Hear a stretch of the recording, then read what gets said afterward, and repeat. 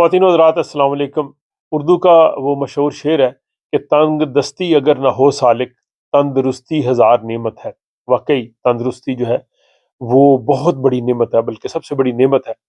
और खुदा न खास्ता अगर ये नेमत छिन जाए तो आदमी फिर दुआएं करता है कि खुदा ये नेमत वापस लौटा दे। इसी सिलसिले में अखुवत स्वीडन ने एक यहाँ पे सेमिनार किया था सरतान के मर्ज़ के हवाले से, और आज आपको उसकी पहली वीडियो मैं पेश कर रहा हूँ। इसमें आप देख सकेंगे कि सरतान यानी कैंसर का मर्ज़ जो है वो इसकी इब्तदाई अलामात क्या होती हैं। आप घर बैठे किस तरह से ये चेक कर सकते हैं कि ये जो है वो अलामात कैंसर की हैं, और उससे आप अगर फौरी चेक करेंगे तो आप इस मर्ज़ से बच सकते हैं, इसका जल्द इलाज हो सकता है। फिर इसमें आम जो कैंसर हैं उनकी बात की जाएगी जो कॉमन है, और उनसे किस तरह से बच सकते हैं, उनकी वजूहात क्या है।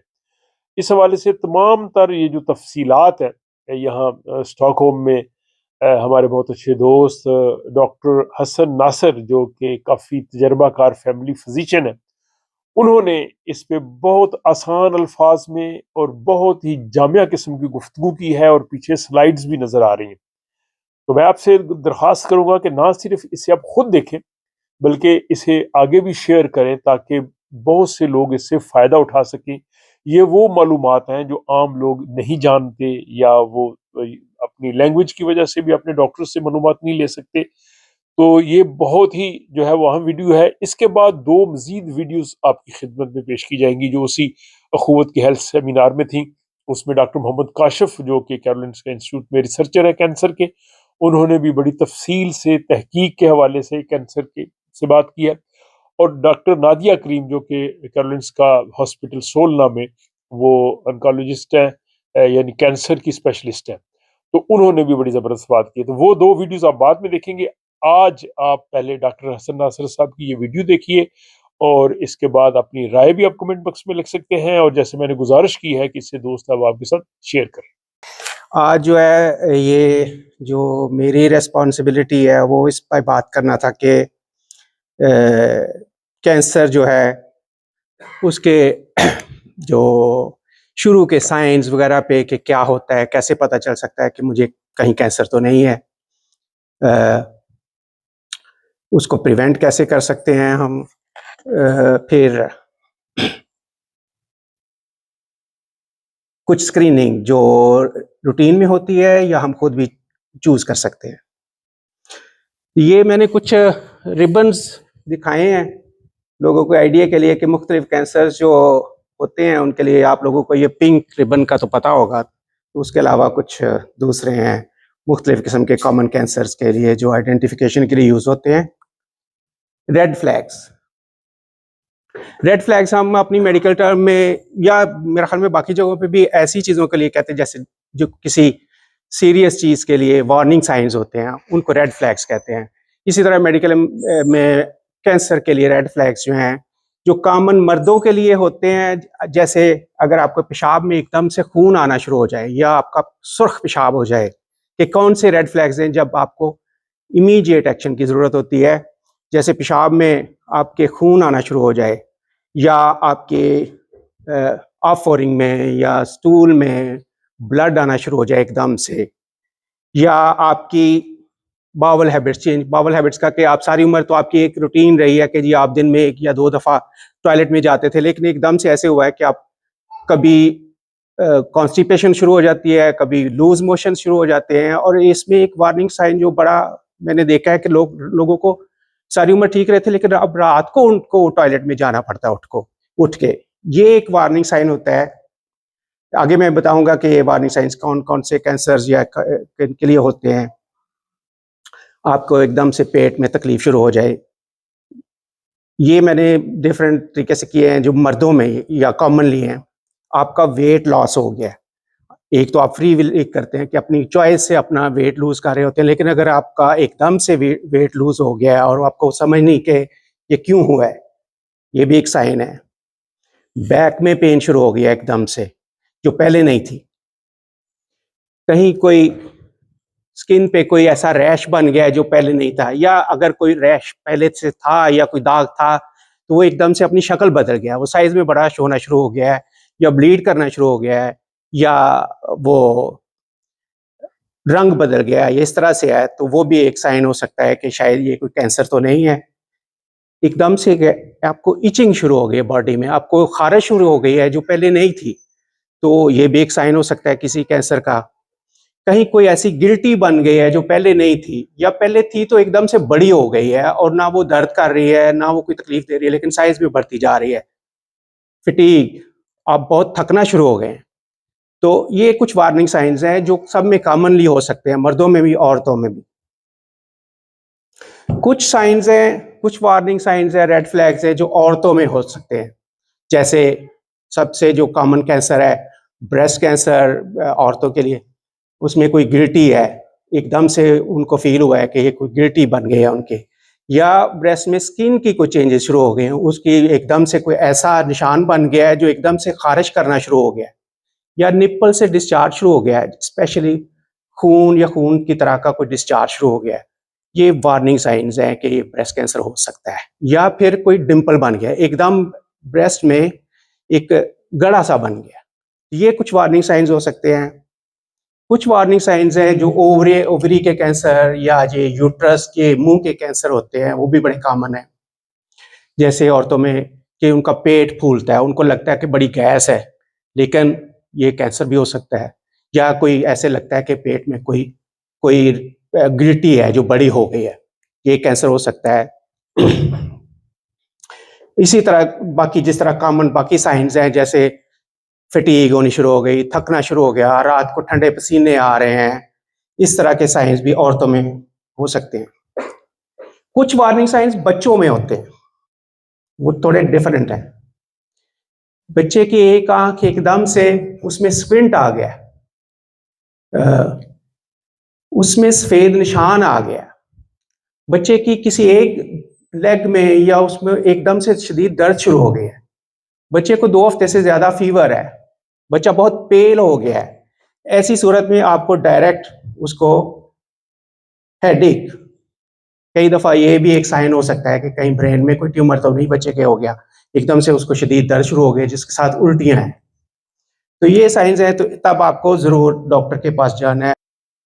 फिर एक कॉमन कॉन्सेप्ट है कि जी कैंसर ज्यादातर विरासती हो सकते हैं, ऐसा नहीं है। 5 से 10% कैंसर जो है विरासती हो सकते हैं। मेजॉरिटी जो 90 to 95% कैंसर जो हैं वो ऐसी वजहों से होते हैं जो कि चेंज की जा सकती हैं, या बदली ऐसी हैबिट्स हो सकती हैं, या ऐसी वजहें होती हैं जिनकी अर्ली ट्रीटमेंट से वो कैंसर को प्रिवेंट किया जा सकता है। तो इट इज़ कुछ केसेस में ये है कि वो विरासती या जीन्स में आपके हो सकता है कि ऐसी चेंजेस हों जो कोई बाद में उनको एनवायरमेंटल फैक्टर्स उनको एनहांस कर दे, लेकिन जैसे उसने बताई एक स्टैटिस्टिक्स है अमेरिका की, तो वो कहते हैं कि जिस सबसे कॉमन काज जो है, जो प्रिवेंटेबल है, ये मॉडिफाइबल भी है, आपकी जो रिस्क फैक्टर है वो स्मोकिंग है। 33% अमेरिकन में कैंसर की वजह स्मोकिंग है या टोबैको रिलेटेड चीज़ें हैं। 20% लोगों में कैंसर की वजह वजन का ज़्यादा होना है, बहुत सारे कैंसर जो हैं उनकी वजह वजन ज़्यादा होना हो सकती है। 16% लोगों में इन्फेक्शंस, ये सारे ऐसे फैक्टर्स हैं जो ट्रीटेबल हैं। 5% लोगों में इनएक्टिव लाइफस्टाइल या फिजिकल एक्टिविटी का ना होना, 5% लोगों में अपनी डाइट की बुरी हैबिट्स, या फिर sunlight exposure, ultraviolet light exposure जो है वो 2% केसेस में कैंसर की वजह बनता है। तो ये सारे वही, इनको आपको मॉडिफाई करना होता है। स्मोकिंग में जो जो एक कॉमनेस्ट जो दुनिया में कैंसर है, लंग कैंसर, उसके अलावा 17 किस्म के और कैंसर जो स्मोकिंग की वजह से हो सकते हैं। ये एक फिगर है जिसमें यूरिनरी ब्लैडर का कैंसर हो सकता है, ओवरी का कैंसर हो सकता है, पेट के मुख्तलिफ कैंसर हो सकते हैं, ल्यूकीमियाज हो सकते हैं, लिवर।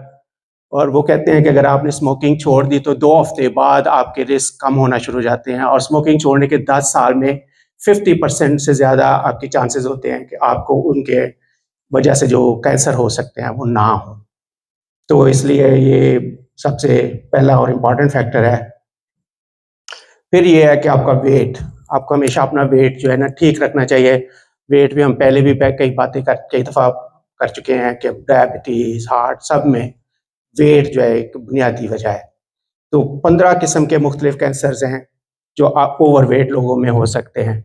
ये एक फिगर है, ये जैसे स्टमक का, ब्रेन के, ल्यूकीमियाज, कई फैक्टर्स हैं। और पूरी दुनिया में 4% लोगों में जो कैंसर होते हैं, कैंसर जो 4% ऑफ कैंसर्स जो हैं वो ओवरवेट लोगों में। ये इस पे भी हम पहले बात कर चुके हैं कि आप अपनी फिजिकल एक्टिविटी को कैसे बढ़ा सकते हैं, जैसे और खाना क्या अच्छा कर सकते हैं, वो मैं अभी एक समरी में बात करूँगा। अल्कोहल, 6 टाइप के डिफरेंट कैंसर्स अल्कोहल की वजह से हो सकते हैं, और वो हर टाइप के अल्कोहल ड्रिंकर्स जो बहुत कम भी पीते हैं उनमें भी रिस्क होता है। जैसे सब में सबसे कॉमन कैंसर जो है वो लिवर का कैंसर है, औरतों में ब्रेस्ट कैंसर, स्टमक का कैंसर हो सकता है, ये लार्ज इंटेस्टाइन के या आंतड़ियों के कैंसर।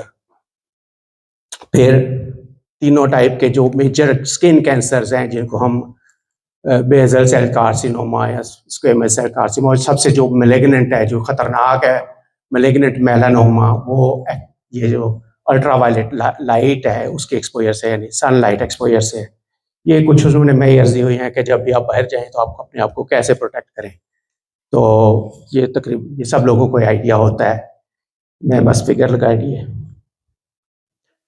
फिर इन्फेक्शंस, कुछ इन्फेक्शंस हैं बड़ी कॉमन है और वो रिस्क फैक्टर हैं कैंसर्स का, जैसे हेपेटाइटिस बी, सी, एच पाइलोरी जो एक बैक्टीरिया होता है स्टमक में, तो या एचपीवी जो सर्विक्स का, औरतों में जो रहम मादर जो है उसके मुंह का कैंसर होता है वो। अब इनमें दो ऐसे कैंसर हैं जिनको प्रिवेंट किया जा सकता है, जिनकी वैक्सीनेशन है, तो उसमें रिकमेंडेड यही है कि आप वैक्सीनेट करें। दूसरे केसेस में आप बचें जितना हो सकता है कि ऐसे आपको। और एच पाइलोरी भी जो है वो भी ट्रीटेबल है, बड़ी आसानी से 1 हफ्ते की दवाई से ट्रीट हो जाता है अक्सर। अगर आपको लॉन्ग टर्म प्रॉब्लम है, जैसे आपके बर्निंग होती है या पेट में ऊपर के हिस्से में दर्द होती है, तो उसकी एक वजह एच पाइलोरी भी हो सकता है, एक बैक्टीरिया है जो इजीली ट्रीटेबल होता है। आप डॉक्टर से पूछेगा, वो एक टेस्ट करेगा और वो पॉजिटिव होगा तो आपको ट्रीटमेंट मिल जाएगी। ये एक समरी है कि क्या क्या करना चाहिए, क्या नहीं करना चाहिए, जिसमें आपको फिजिकली एक्टिव होना है, आपको खाने में अपने रेड मीट्स को कम से कम करना है, प्रोसेस्ड जो फूड्स हैं उनको, जो फास्ट फूड्स हैं वो कम से कम खाने हैं, अपने आप को अल्ट्रावायलेट लाइट से प्रोटेक्ट करना है, और वैक्सीनेशन लगवानी है जो भी रिकमेंडेड है। कई दफ़ा हमारे पास लोग आते हैं, स्पेशली लड़कों को, वो नहीं वैक्सीनेशन लगवाना चाहते, ये जो एचपीवी वैक्सीनेशन है वो नहीं लगवाना चाहते, लेकिन वो रिकमेंडेड है और वो प्रोटेक्टिव है। ये कुछ कॉमन चीज़ें हैं जो प्रिवेंट करती हैं। अब ये स्क्रीनिंग का मतलब है कि कुछ तरीके ऐसे हैं कि आप कुछ कैंसर्स को पहले से अर्ली डिटेक्ट कर सकते हैं। कुछ तो पूरी दुनिया में स्क्रीनिंग मेथड्स ऑलरेडी राइज हैं, कुछ स्क्रीनिंग आप खुद कर सकते हैं। जैसे फ़ायदा ये है कि कैंसर अर्ली डिटेक्ट हो जाता है, अर्ली डिटेक्ट हो जाएगा तो क्योर हो जाएगा, कॉम्प्लिकेशन से बच जाएंगे, आपका पैसा कम खर्च होगा। ये कुछ जैसे ब्रेस्ट कैंसर की जो कॉमनेस्ट स्क्रीनिंग मेथड है, जो बल्कि है ही वो मैमोग्राफी है, लेकिन हम ये कहते हैं कि एक मेथड स्क्रीनिंग का ये है कि आप सेल्फ एग्जामिनेशन करें। हर महीने आपने बेशुमार वीडियोज़ हैं यूट्यूब पे जो देखी जा सकती हैं कि ब्रेस्ट का सेल्फ एग्जामिनेशन कैसे किया जा सकता है। तो कुछ साइंस मैंने बता दिए हैं कि अगर इस तरह से हो कि आपके किसी ब्रेस्ट में एकदम से गड़ा पड़ गया है, या कोई गिल्टी बन गया है, या खून का डिस्चार्ज है, ऐसी कोई चीज़ है, या कुछ ऐसा रैश बन गया है कि वो बहुत ज़्यादा इचिंग कर रहा है, तो आपको डॉक्टर को ज़रूर दिखाना है। ये ब्रेस्ट का कैंसर हो सकता है। इसी तरह सर्वाइकल कैंसर जो है उसकी स्क्रीनिंग एचपीवी टेस्ट होता है, जो यहाँ है, अभी मैं बताऊंगा उसकी रूटीन क्या है। तो ये भी रिकमेंडेड है और करवाना चाहिए और इसको फॉलो अप करना चाहिए। लंग कैंसर की रूटीन स्क्रीनिंग तो कोई नहीं है, लेकिन जो हम करते हैं उनका सीटी स्कैन करते हैं, देखते हैं कोई लॉन्ग वारिक स्मोकर है, उसको कफ है, फीवर है लंबे अरसे का, तो हम सीटी स्कैन करके देखते हैं। कोलोन कैंसर की स्क्रीनिंग है। कोलोन कैंसर की मैंने आपको बता दी है क्या सिम्टम्स या वार्निंग साइंस हो सकती हैं कि कुछ तो लोगों में फैमिलीज में भी होता है, कुछ एकदम से रात को, जैसे मैंने बताया कि आपकी बाउल हैबिट्स चेंज हो गई हैं कि आप सारी उम्र तो रूटीन ठीक थी, लेकिन एकदम से आपको रातों को उठना पड़ गया है, या कभी आपका कॉन्स्टिपेशन होती है, कभी डायरिया हो जाता है, आपका वेट कम हो रहा है, तो आप अपने डॉक्टर को ज़रूर चेक करवाएं। तो एक आपकी स्क्रीनिंग का है, दूसरा ये है कि स्क्रीनिंग उसकी कोलोस्कोपी से की जाती है। अगर ऐसी सिम्टम्स हैं, डॉक्टर के पास जाएंगे, वो आपको कोलोस्कोपी के लिए भेजाएगा। फिर प्रोस्टेट कैंसर जो है, ये भी कॉमन है। इसकी सिम्टम्स मैंने कुछ पहले बता दिए हैं कि जैसे रातों को उठना, पेशाब देर से आना, बार बार आना, थोड़ा थोड़ा आना, तकलीफ होना, जलन होना मर्दों में, ख़ास तौर से रातों को कई बार उठना, ये एक साइन हो सकता है कि बंदे को प्रोस्टेट कैंसर है। उसकी पूरी दुनिया में जो रेगुलर स्क्रीनिंग तो नहीं है, लेकिन कहीं कहीं जैसे यहाँ स्वीडन में भी कुछ उसकी ऑफर की जाती है, वो मैं बता देता हूँ। स्क्रीनिंग टेस्ट जो है वो PSA है, वो ब्लड का एक टेस्ट है। अच्छा जी, ये मैम स्क्रीनिंग में जो यहाँ का स्वीडन का प्रोग्राम है, नेशनल स्क्रीनिंग प्रोग्राम, उसमें ब्रेस्ट कैंसर के लिए सेल्फ स्क्रीनिंग मैंने बता दी।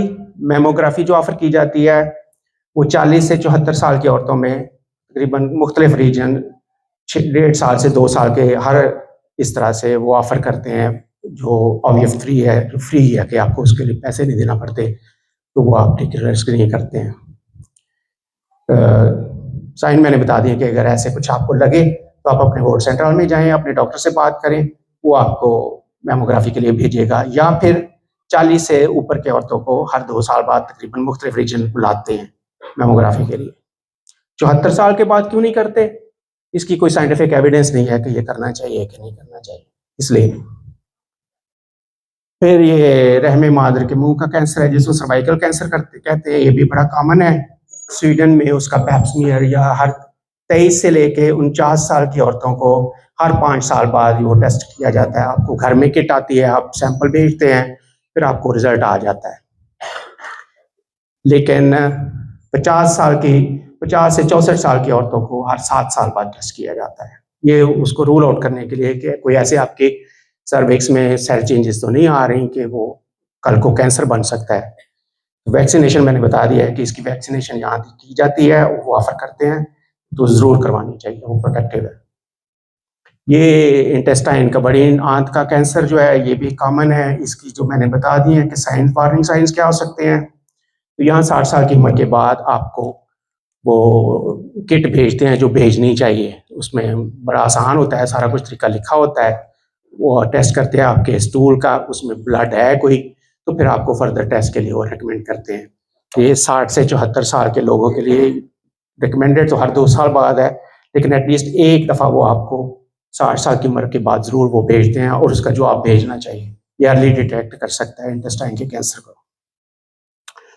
प्रोस्टेट के कैंसर जो है, जो WHO है, वो तो एज सच रेगुलर स्क्रीनिंग तो नहीं कहता। दुनिया में मुख्तलिफ मुल्कों के अपने सिस्टम है, लेकिन यहाँ स्वीडन में कई रीजन्स ऐसे हैं जो 50 साल की उम्र के बाद आपको एक दफ़ा टेस्ट के लिए ज़रूर भेजते हैं कि आप अपना टेस्ट करवाएं। अदरवाइज़ अगर आपको ऐसी सिम्टम्स हैं, जैसे मैंने कहीं कि आपको पेशाब में तकलीफ आती है, लेट हो आप पेशाब करने जाते हैं लेकिन वो देर होती है, बार बार होता है, रात को कई दफ़ा उठते हैं, 50 साल के ऊपर ज़्यादा उम्र है, तो आप अपने डॉक्टर को जाके कहें, ये बड़ा इजीली अवेलेबल होता है। ये कोई कन्फर्मेटरी टेस्ट नहीं है कि इससे पता चल जाता है कि कैंसर है, लेकिन ये एक टेस्ट एक आपको रास्ता बता देता है कि अगर ज़्यादा है तो आप फर्दर जो हम लोग हैं आगे भेज सकते हैं कि जी इसको टेस्ट करें कि ये बंदे को प्रोस्टेट का कैंसर है कि नहीं है। तो ये भी कॉमन बीमारी है मर्दों। अब कहाँ जाना चाहिए? पहला तो वही है कि वोट सेंट्रल जाना चाहिए ऐसी सिम्टम्स में, और ये अक्सर जो टेस्ट है वोट सेंट्रल से ही ऑफर होते हैं।